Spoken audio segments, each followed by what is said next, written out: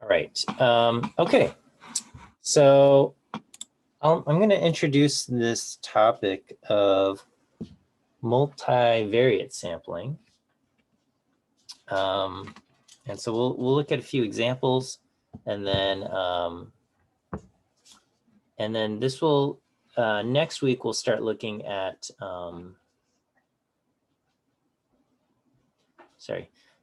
next week we'll start looking at Markov chains. Okay, so we'll begin working with Markov chains next week.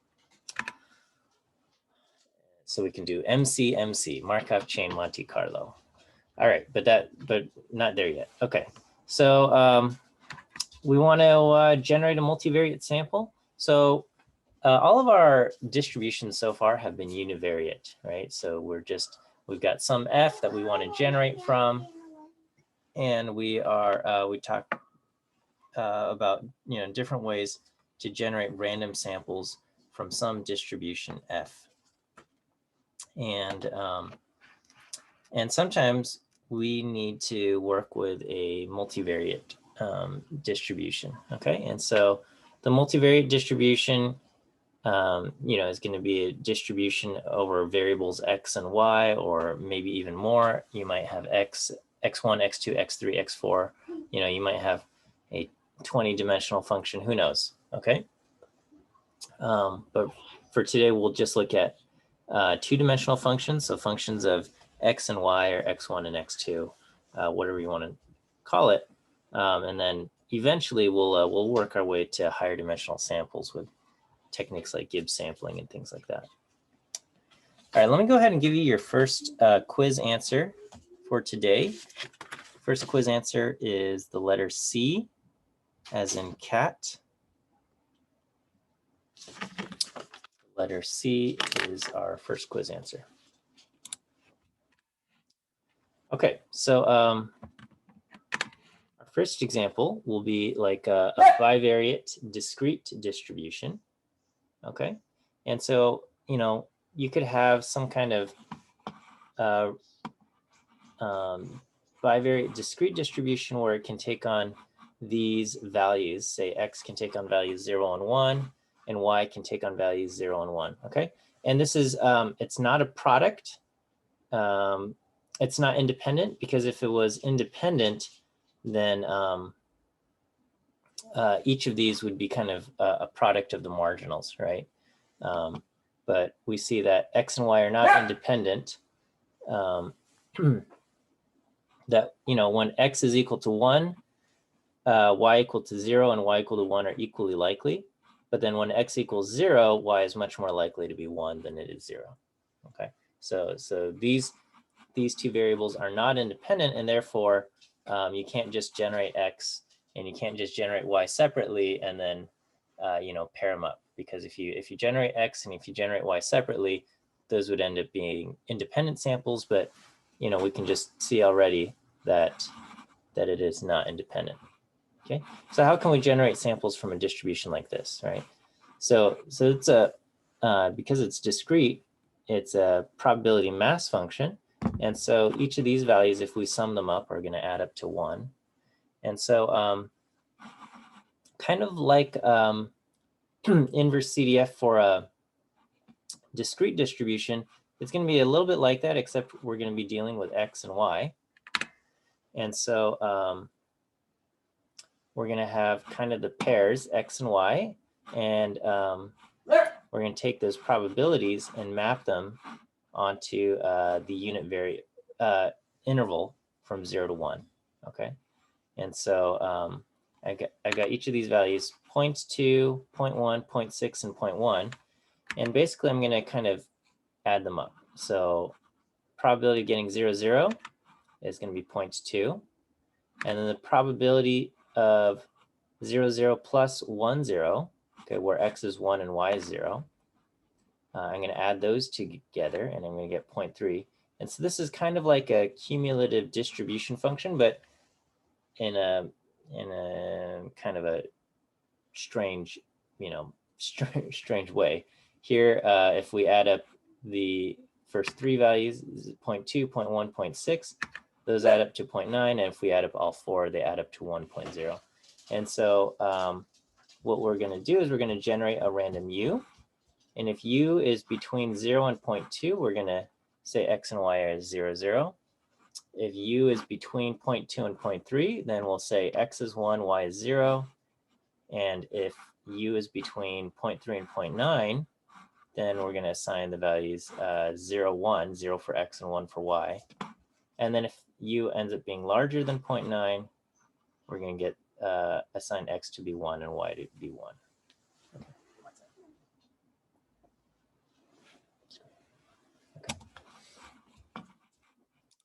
Okay, so I hope that makes sense, kind of this plan here. And you can, if you have a discrete distribution, and if you are able to kind of list out like an entire table, so here's like a more complex version where x can take on the values 1, 2, 3, 4, and y can take on the values 1, 2, 3, 4 as well. So now I have kind of 16 individual values, and the sum of all of them add up to 1. But we're going to kind of calculate the same probabilities the way before. So we're going to go kind of down this column, 0.02, 0.03, 0.04, so on and so forth. And so, you know, F1 is 0.02. F2 is going to be the sum of 0.02 and 0.03, so that's 0.05.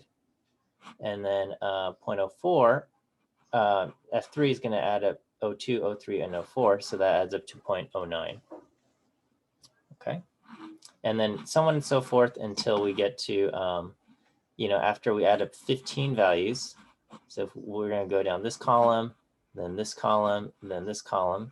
And then as we're going down this column, by the time we add up to the 15th value, adding up to x3, 4, we would be at 0.9. And then if we get to the last column, we're going to be at 1.0. Okay. So the method works just as the same as before. And then, and so, you know, if we generate a random u and it's between 0 and 0.02, 0 and the first F1, we're going to assign the values 1, 1, because that's what this corner is. And if it's between 0.02 and 0.05, then we're going to assign the value 2, 1, so on and so forth. Sorry, this is, I messed up my LaTeX here. But, you know, if we get a value that is between, what, 0.85 and 0.9, we're going to assign it 3, 4. And if we get a value above 0.9, between 0.9 and 1.0, we're going to assign it the value 4. X and Y will get the values 4, 4. Okay, so you've got kind of like 16 different cases here, and you could try, you could try to write some code, and you could write a whole bunch of if statements, but that's going to be very tedious and inefficient, right? Because you'd have to basically write 15 if statements, and you're going to have to write if you know 0 is less than u is less than f1, then x equals 1, y equals 1. If u is between f1 and f2, then x equals 2 and y equals 1. And you could, like, if I said, all right, code this up, your natural instinct might be to write a whole bunch of if statements, okay? And there's nothing wrong with that, okay? But again, if you write an if statement, then your function will not be vectorized, and you're going to have to iterate one at a time, all right? And so if you're able to do something in a vectorized form, it's going to be much faster, okay? So here, well, first I'm going to just enter this table, okay? So this table, you know, goes 0.02, 03, 04, 01, 06, 04, 0.2, 0.1, okay? And so that's what I have right here. I got 02, 03, 04, 01, 06, 04, 0.2, 0.1, so on and so forth. Just when I create a big matrix like that, I like to just kind of use C, and I put all of the values, and then I say fill it out by row is true and number of rows equals 4. And so this will produce the matrix into R. And then, and this vector of probabilities here, this vector of probabilities here can be found just by turning the matrix into a vector, because R stores matrices as vectors, right? They're vectors with just a dimension attribute applied to them. So I can just treat this as a vector, and that's going to go down the columns, and then I can create cumulative sum, okay?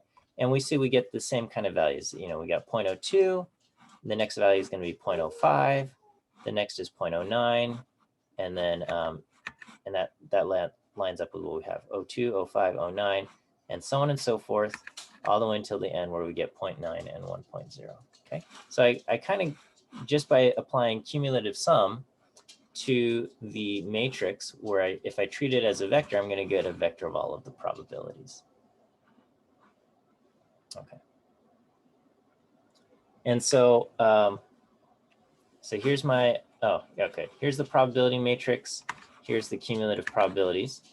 And then now this is going to be my technique for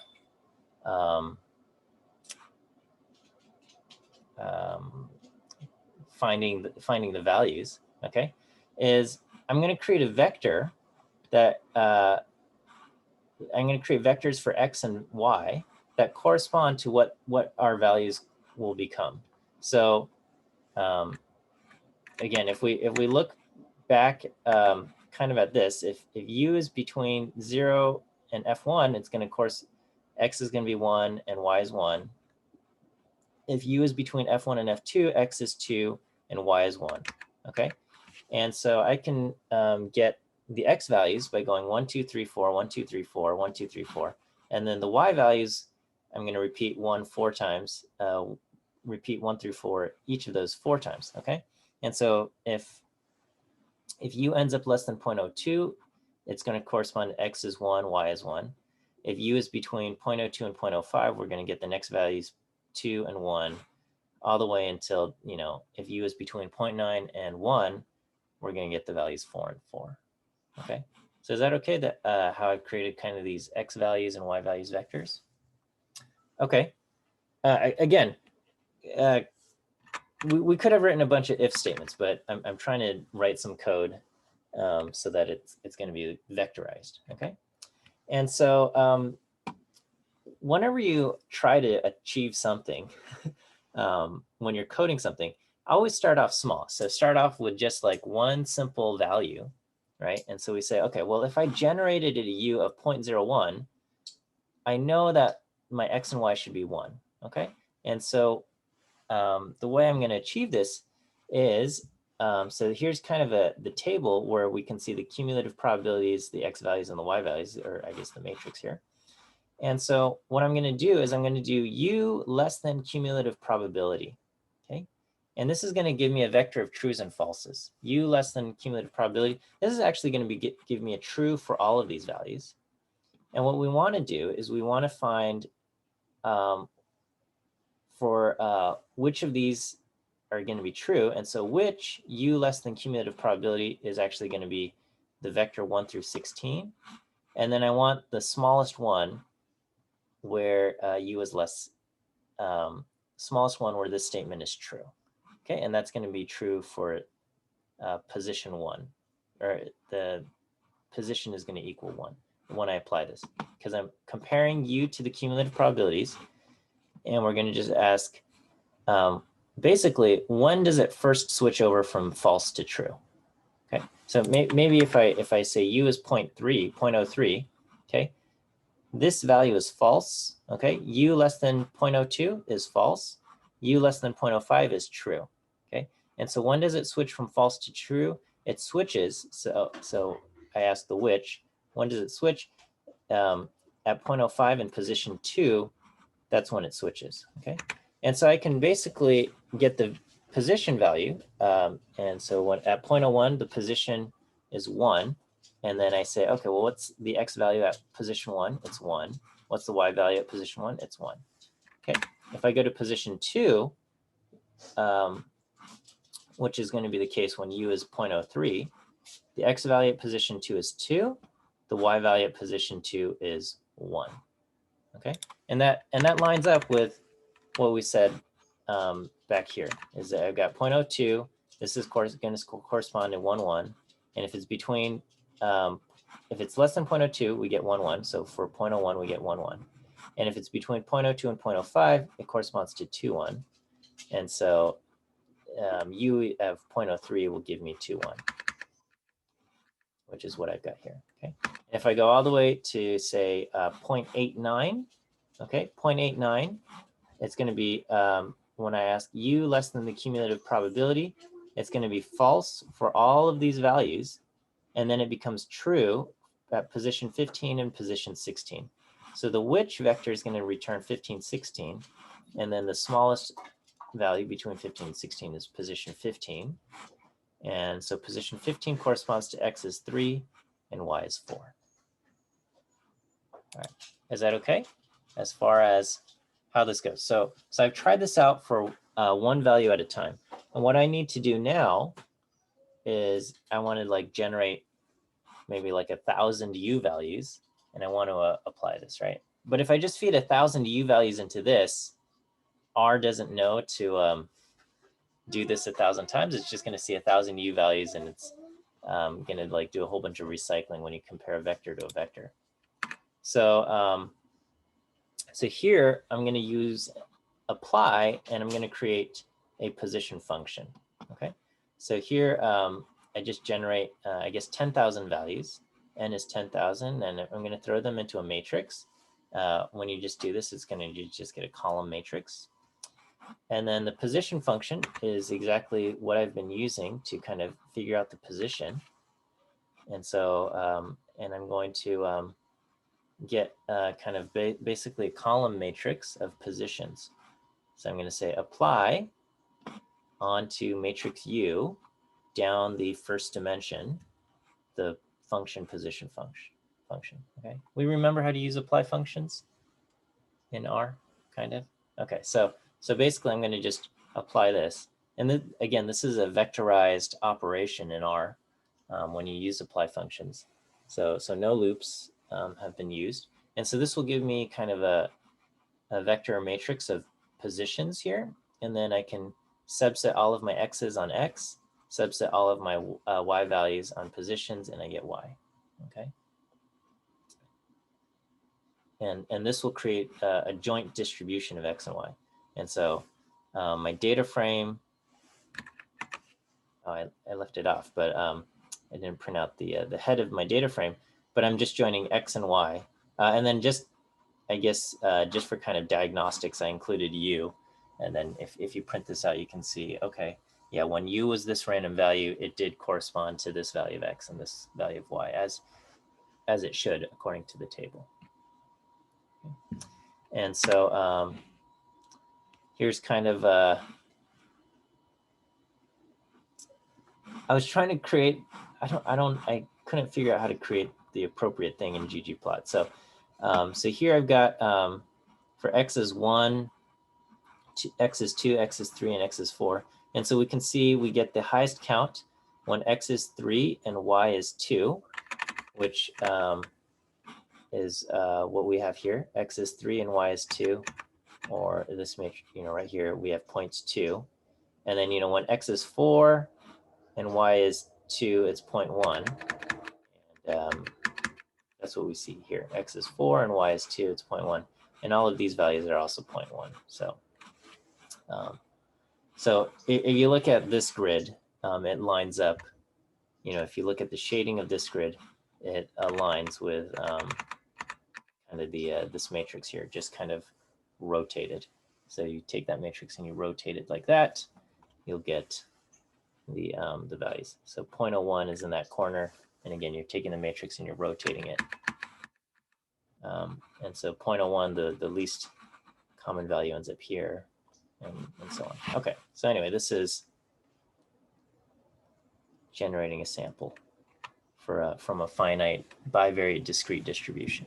Okay, and again, it's not wrong to use if statements. Okay, but if we're able to think of a vectorized solution, it's going to compute much faster. All right, is that all right? Okay. So I'm going to borrow Professor Tsang's notes, and so I've taken Professor Tsang's notes and I incorporated them into this section, and then for some of it, I'm going to just directly use Professor Tsang's notes over here. So here we're going to look at the Box-Mueller transform. This is technically doesn't need to be a bivariate thing. It can just be used to generate univariate values from the normal distribution. And this is kind of a transformation method for taking random uniform values and turning them into random normal values. Okay, and this is going to be done by switching from Cartesian coordinates to polar coordinates. So polar is, you give it the radius and the angle, and you can map out the entire 2D real space plane by using polar coordinates as well, right? You just give it the radius and the angle, and you can get it. You can get every single value. And so, so what we're going to do is we're going to start off with x and y being standard normal random variables. Okay, so we're going to say x and y in Cartesian coordinate will be normal. And if we do that, and if they are independent, then their joint distribution is just going to be the product of their individual densities. So if I just take the density of f and the density of y and I multiply them together, then this will give me kind of their joint probability density where x and y are independent. Okay, so a normal density for x is this, normal density for y is this, and so when you multiply them together, you get this 1/2 pi e to the, and then you combine the exponents here and you get x squared plus y squared over 2, and then apply a negative sign to that.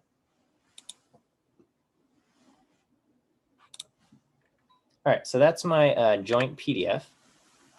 And then we're going to say, well, let's change these to polar coordinates, right? And so in polar coordinates, you got x is r cosine theta and y is r sine theta. And what we're going to do is we're going to change to polar coordinates. We're going to say f of x and y, dx dy has to be equal f of r theta, dr d theta. Right, so this is, as x goes over the plane, this is how we change coordinates. Okay, and so if I say, okay, well, let's figure out what f of r theta is, I'm going to kind of divide both sides by dr d theta, and we get f of r theta is f of xy dx dy dr d theta. Okay, and so I don't know if you guys remember all of this from multivariate calculus. It might have been a while since. Is this what? Is this math 32? No, 31B? No, I don't remember. Math 32B. 32. Okay, so your multivariate stuff. And so anyway, when you kind of do the partials of x and y and the partials of r and theta, this is the Jacobian, right? And it's going to be kind of the determinant of kind of every single combination. So you got, so the Jacobian matrix of all of these kind of partial integrals. So you got dx dr, dx d theta, and dy dr and dy d theta. This is going to be your Jacobian, and the determinant of that, or you get the that I guess that's Jacobian. So anyway, how does x change with respect to r? If you look at here's x and here's r, dx dr is going to be cosine theta. How does x change with respect to theta? Okay, so if you take the derivative of this with respect to theta, you're going to get r negative sine theta, right? And then you say, well, how does y change with respect to r? Okay, y with respect to r is just going to be sine theta. And then how does y change with respect to theta? You're going to get r cosine theta, right? So that's what we have here. All right, and then when you take the determinant of this, so you do this value times this value, so you get r cosine squared theta, and then you subtract off this times this, so that ends up being plus r sine squared theta. Okay, well r of cosine squared theta plus r times sine squared theta, cosine squared plus sine squared always adds is equal to 1, so this ends up being r. Okay, so there's this part ends up being r, and so therefore the function of r and theta is going to equal the function of xy times r, right? So the function of r theta is equal to function of xy times r, okay? And the function of xy is 1 over 2 pi e to the negative, and if you remember, it used to be e to the negative x squared plus y squared, right? So back here we had 1 over 2 pi e to the negative x squared plus y squared. Well, we have x squared plus y squared equal to r squared, right? So that's just kind of a polar coordinate rule. Okay, so x squared plus y squared equals r squared. So the this function is going to be f of xy, which is this, times r, because this whole thing reduces down to r. So on this slide, the Jacobian part reduces down to r. So we got f of xy times r, and we get this. All right. And so if we want to see f of r theta dr d theta, we're going to have 1 over 2 pi e to the negative r squared to r dr d theta. Okay.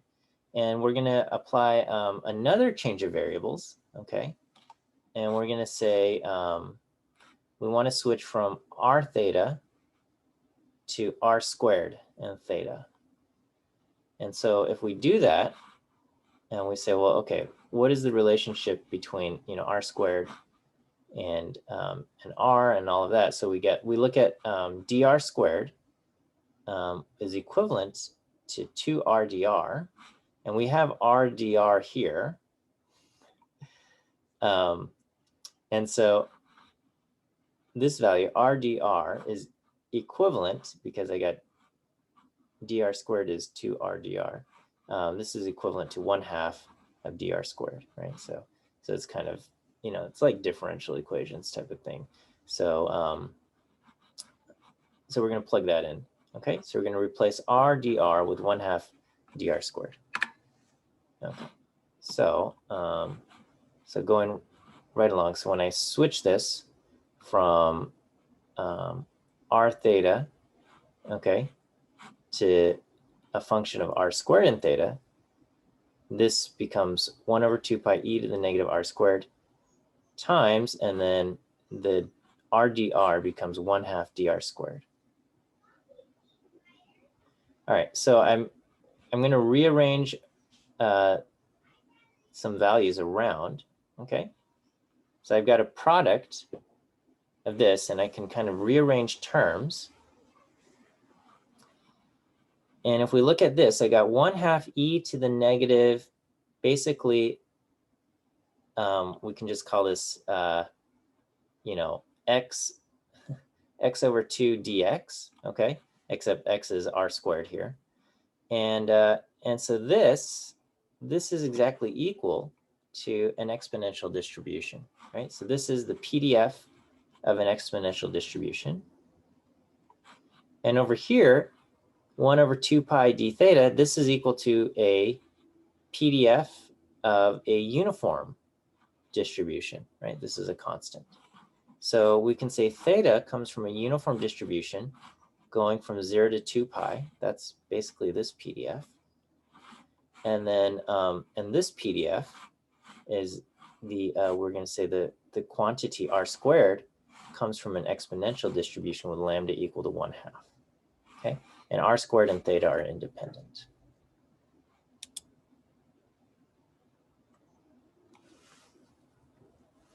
so I think that's kind of neat that we're able to kind of just refactor our values here. Okay, and so we can generate some values from the normal distribution in X and Y by first generating theta from the uniform distribution. And then we're going to generate V from the exponential distribution. And then we're going to find R by taking the square root of V, okay? And R's got to be positive, so we're just going to keep the positive sign. And then we can compute X and Y as R cosine theta and Y as R sine theta. And both X and Y will come from the normal distribution, standard normal distribution, okay? And then to generate values from the exponential distribution, we can use inverse CDF method, okay? And that would work because U from uniform will,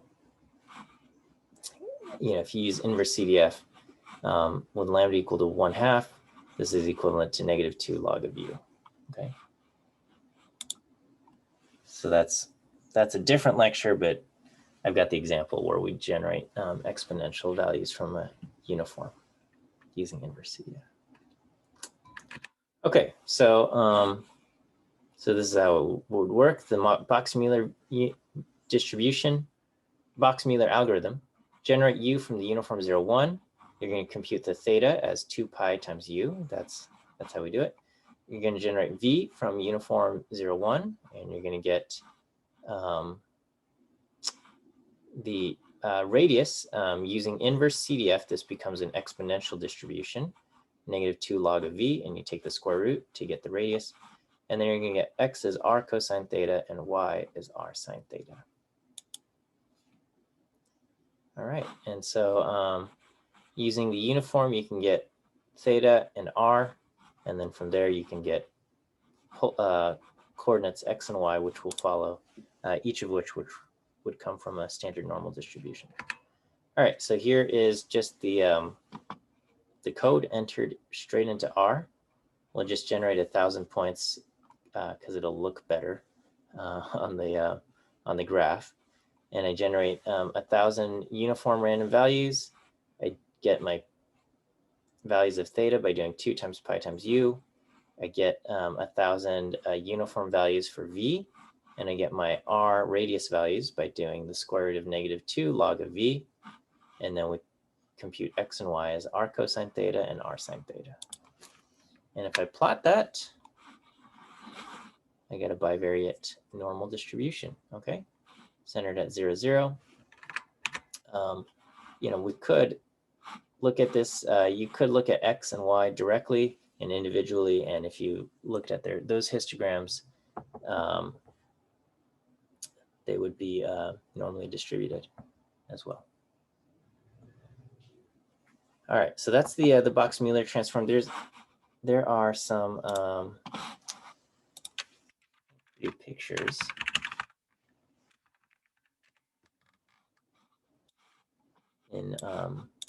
On Wikipedia. And so here, this is kind of the, it's an interesting picture here. But this shows how it remaps from the coordinates. So we're going from uniform 0, 1, okay? And so if I generate 1, 1 in using the uniform distribution, the coordinate 1, 1, that corresponds to, in polar, being 0, 0, okay? And if I, so remember, one of these corresponds to the radius, okay? So,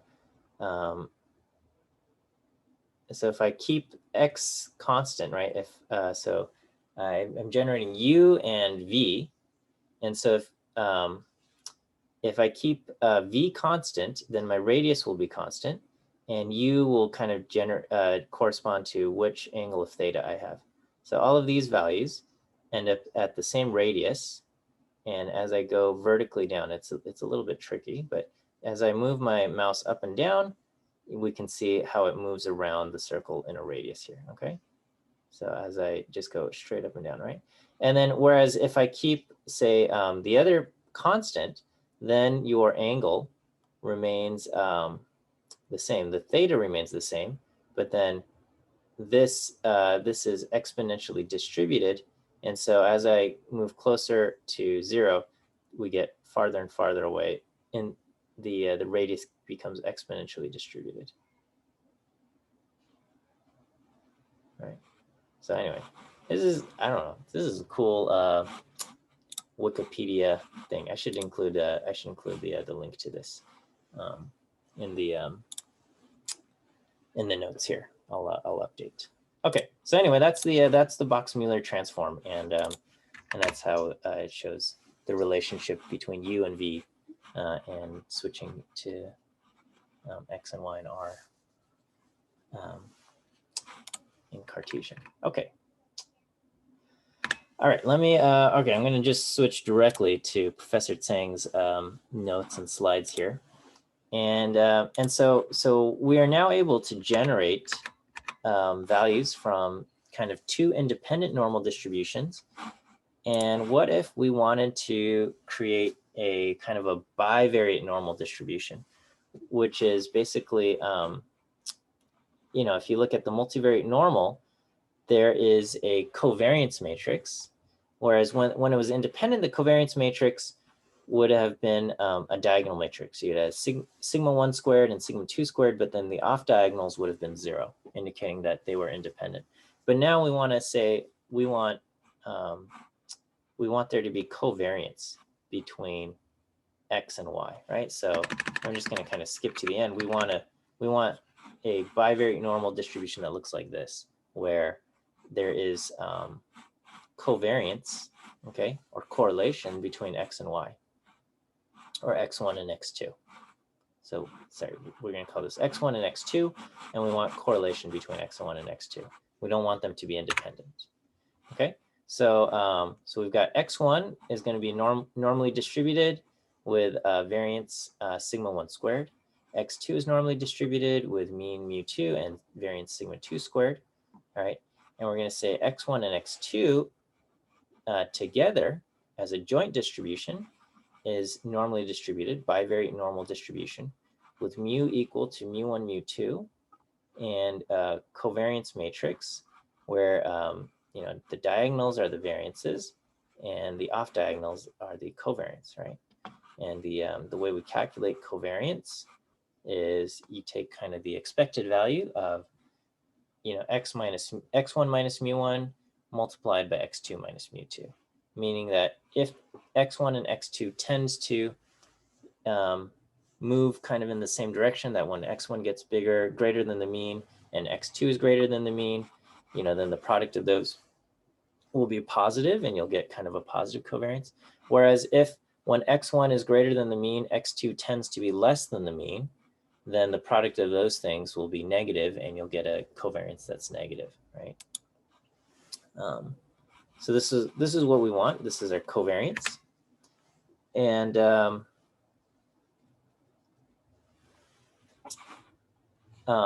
so what we're going to do is we want to find some matrix A that if I multiply x, our variables x1 and x2, by this matrix A, we want it to,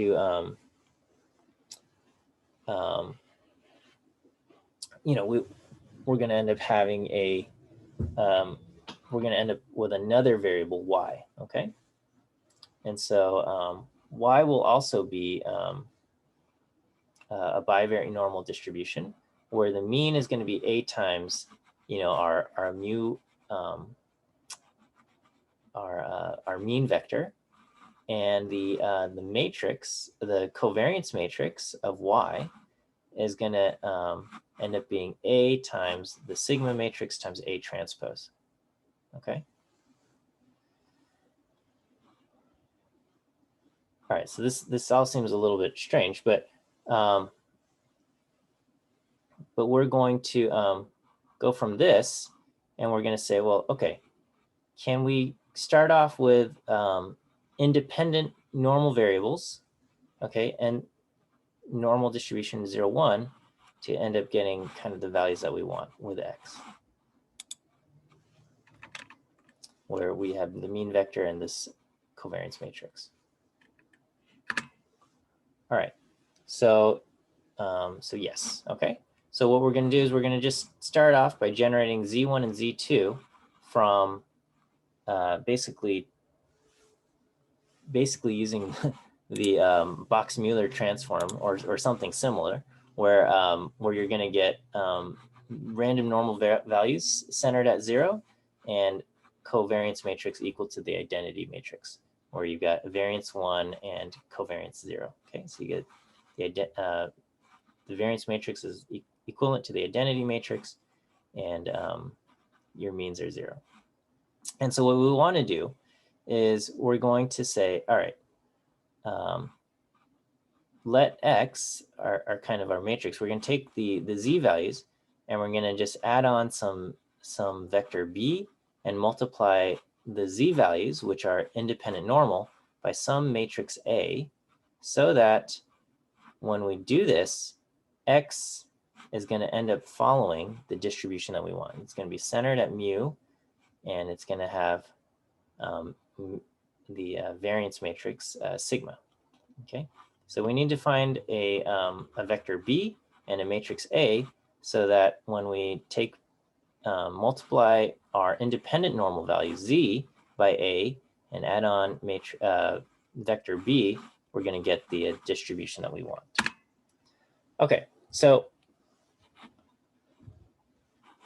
mu is going to end up the b vector that we add ends up just being mu. Okay, and I think that makes sense, because if you think about, well, what's the again, if you think, well, what is what we want to do is we want to find we want to set the expected value of x equal to this matrix, right? Or this vector mu. Okay, we want to do that. Okay, and we're going to define x as b plus a times z. All right, so b is a vector and a is a matrix and z is, I guess, a vector of independent normal values. And so, well, what's the expected value of this? Well, it's going to be b plus the expected value of z. Z is kind of our random variable. And the expected value of z is 0. And so this is going to be b, right? So if we set b equal to mu, then the expected value of x is going to equal mu. All right, so I think that makes intuitive sense, right? All we're doing is we're just kind of shifting the circle, or shifting the center to the location mu. This part's a little bit trickier, and we say, well, okay, can we find a matrix A so that when we multiply two independent normal variables, you know, your vector z, and if we multiply it by the matrix A, can we end up getting the covariance of the resulting variable to be the covariance that we want, right? So we want the covariance of the resulting variable x to equal this sigma matrix, okay? The sigma matrix, or the variance matrix of x. All right, well, x we're going to define as vector b plus a times z, okay? And so, well, what is the covariance of this? The covariance of this is going to be a times z, is going to be the covariance of az. And A is a matrix that's being multiplied by random variable z. And so the kind of the rules for this is that it becomes A times the covariance of z times A transpose. Right? So when you like in the variance, if you have the variance of a variable and then you have the variance of a constant times the variable, then the variance ends up being a squared times the variance of the variable when you pull it out of the variance. Similarly, when you take a kind of a constant matrix, a matrix being multiplied by a covariance, you're going to have A times the covariance matrix times A transpose. And so the covariance matrix of Z is the identity matrix, because they have variance 1 and no covariance between them. So this is the identity matrix. So this becomes AA transpose. Right? And so what we want is we want to find some matrix A so that AA transpose is equal to our desired covariance matrix. Okay, sigma X. Okay, so does this look familiar?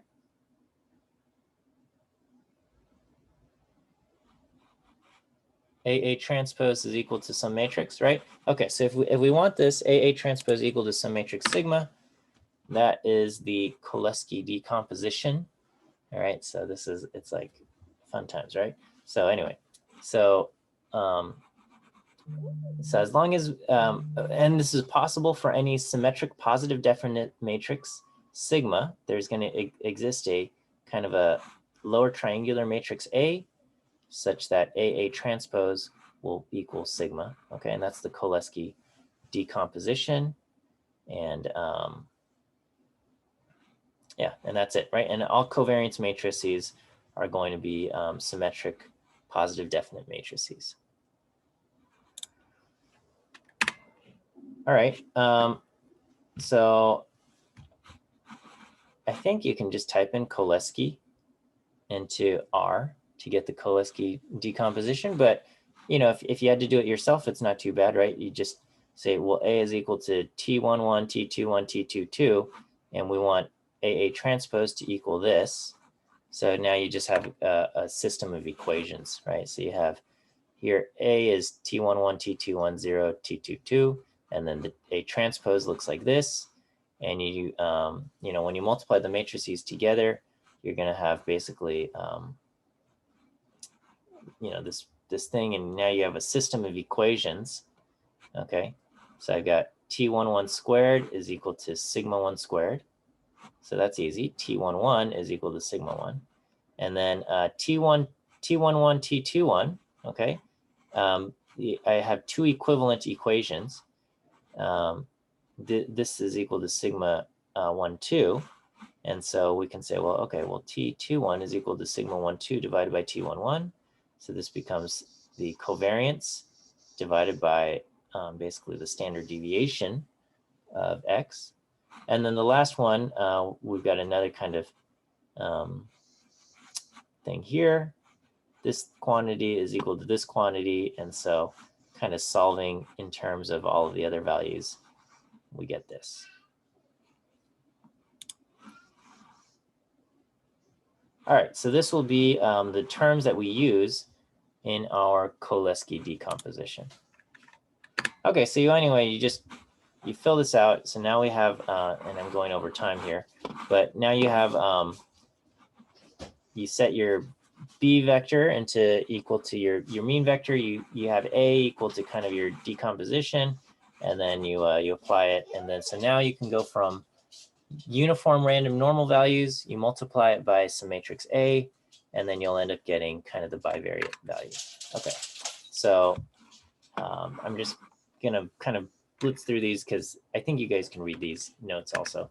And so anyway, you can generate a whole bunch of random normal values. I could have used the Box-Mueller transform, but anyway, even though I'm generating values from mean 0 and standard deviation 1, I can take the Cholesky decomposition of the sigma matrix, and then and I set that equal to matrix A, and then X is going to be, you know, our mu vector plus A times Z, and then that's going to generate your bivariate normal values. Okay. All right. So so that's useful. Okay. and then from there, well, and then next week we'll introduce Markov chains. Okay. And I'm still writing up your homework assignment. The last example, I'm trying to think of a good example for rejection sampling. So I'm figuring that out here because the old example I didn't like. So I'm updating that. So I'm working on that. So you can expect that to be posted. And other than that, oh, my quiz answers. I totally forgot. I was so into this multivariate stuff. Okay.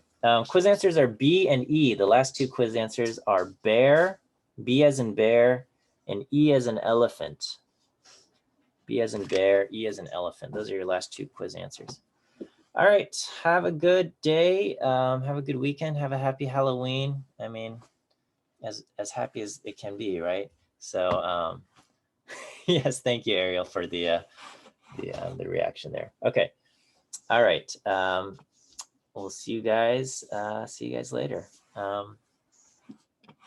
Okay, all right, see ya.